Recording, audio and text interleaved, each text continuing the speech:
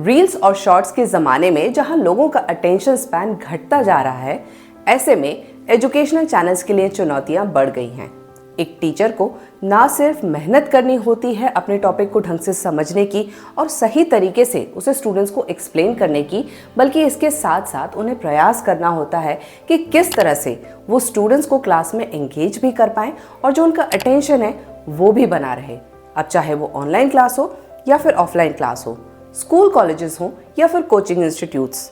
ऐसे में अगर आप वही पुराना बोरिंग लेक्चर मेथड अपनाएंगे तो स्टूडेंट एंगेजमेंट तो भूल जाइए, स्टूडेंट्स का अटेंशन ग्रैब करना भी मुश्किल होगा। तो फिर इसका क्या उपाय है? ऐसा क्या किया जाए जिससे कि स्टूडेंट्स का जो अटेंशन है उसको हम होल्ड करके रख पाएं और वो क्लास में अटेंटिवली आपकी बात को सुने। बस यही चीज़ डिस्कस करेंगे हम आज के इस वीडियो में। हेलो टीचर्स, मेरा नाम निधि है और इस वीडियो में हम बात करेंगे कि किस तरह से आप मेडिकल, इंजीनियरिंग, साइंस, ज्योग्राफी जैसे सब्जेक्ट्स को इंटरेस्टिंग वे में पढ़ा सकते हैं। Let's get started.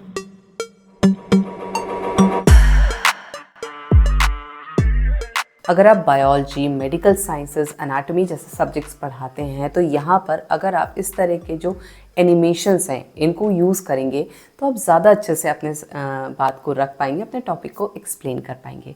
जैसे कि ये जो एनिमेशन है हार्ट का, तो इसके जो अलग अलग पार्ट्स हैं वो आप इस तरह से दिखा सकते हैं, एक्सप्लेन कर सकते हैं, मूव करके इसका जो 3D स्ट्रक्चर है वो एक्सप्लेन कर सकते हैं। ऐसे ही अगर आपको मसल मूवमेंट दिखाना है तो वो आप ऐसे एनिमेशंस के माध्यम से पूरा मूव करके इनको दिखा सकते हैं। और जब आप इस तरह के जो विजुअल्स हैं इनको यूज़ करते हैं तो आप अपने टॉपिक को ज़्यादा अच्छे से एक्सप्लेन कर पाते हैं, क्योंकि ये जो चीज़ है ना ये स्टूडेंट्स के दिमाग में बैठ जाती है। अगर वही चीज़ आप बोल के बताएंगे वो उतना जल्दी उस चीज़ से रिलेट नहीं कर पाएंगे, लेकिन ये जो विजुअल्स होते हैं, स्पेशली एनिमेशंस होते हैं, तो स्टूडेंट्स को भी क्यूरियोसिटी होती है, इंटरेस्ट आता है और वो भी ध्यान से सुनते हैं कि आप जो पढ़ा रहे हैं उसके पीछे क्या कॉन्सेप्ट है, क्या लॉजिक है, क्या रीज़न है, क्यों होती हैं चीज़ें।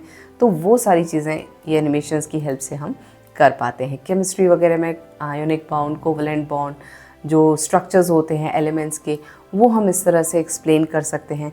बढ़ते हैं अगले सब्जेक्ट की तरफ, जैसे कि जियोलॉजी हो गया, ज्योग्राफी हो गया। तो यहाँ पर तो आपको कॉन्सेप्ट समझाने के लिए वैसे ही हम मैप्स को यूज़ करते हैं, 3D मॉडल्स को यूज़ करते हैं, इन चीज़ों को हम अच्छे से एक्सप्लेन करने के लिए। तो आप इस तरह के जो एनिमेशंस हैं इनको भी यूज़ कर सकते हैं। जैसे कि आपका स्ट्रक्चर ऑफ अर्थ हुआ, ऐसे आप मूव करके इसको पूरा दिखा सकते हैं। अगर आपके पास 3D मॉडल है, वेल एंड गुड।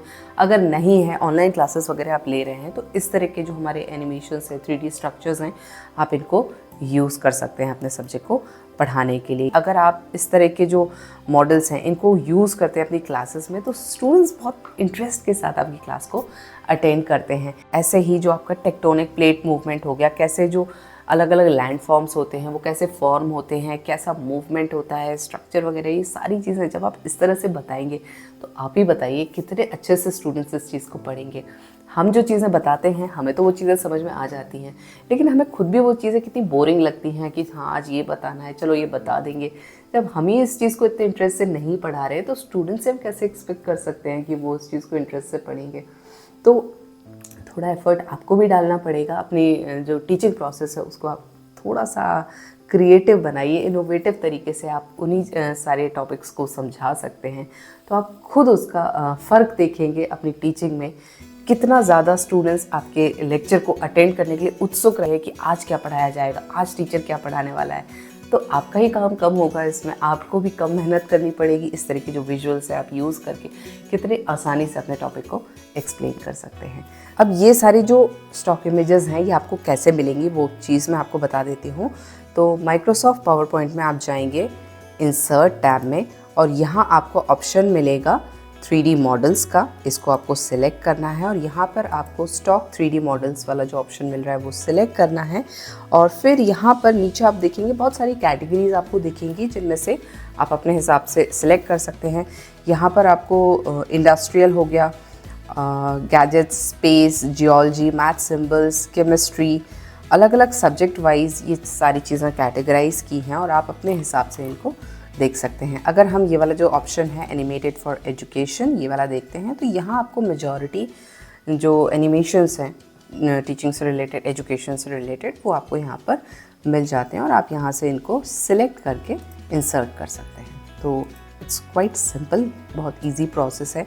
ये जो सारे फीचर्स हैं ये सिर्फ MS ऑफिस के लेटेस्ट वर्जन में ही अवेलेबल है, पुराने वर्जन्स पे आपको ये सारी चीज़ें नहीं मिलेंगी। तो अब आपके माइंड में ये बात आ रही होगी कि क्या ये सारे एनिमेशंस हमको फ्री में नहीं मिल सकते, क्या इसके लिए हमें ऑफिस 365 का लाइसेंस लेना ही होगा? बिल्कुल ज़रूरी नहीं है। अगर आपके सब्जेक्ट में इस तरह के विजुअल्स वगैरह एनिमेशंस की रिक्वायरमेंट नहीं है तो आपको इसका लाइसेंस लेने की बिल्कुल ज़रूरत नहीं है।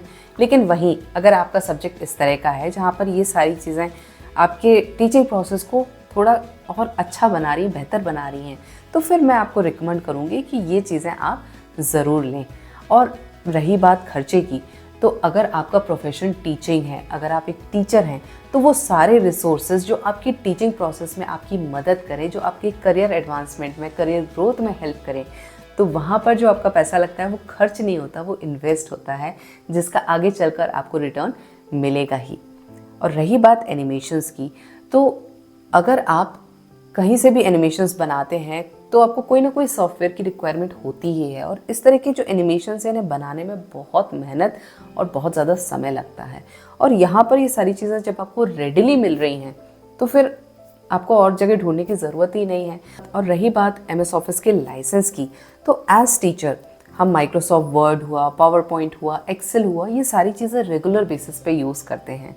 तो जब हमें ये सारी चीज़ें यूज़ करना ही है तो why not go for the updated version, latest version, क्योंकि जितना जल्दी हम इन सारी चीज़ों को सीख लेंगे, इनको अपने काम में इंक्लूड करेंगे, उतना ही हमारे लिए अच्छा होगा और हम बाकियों से आगे बढ़ पाएंगे।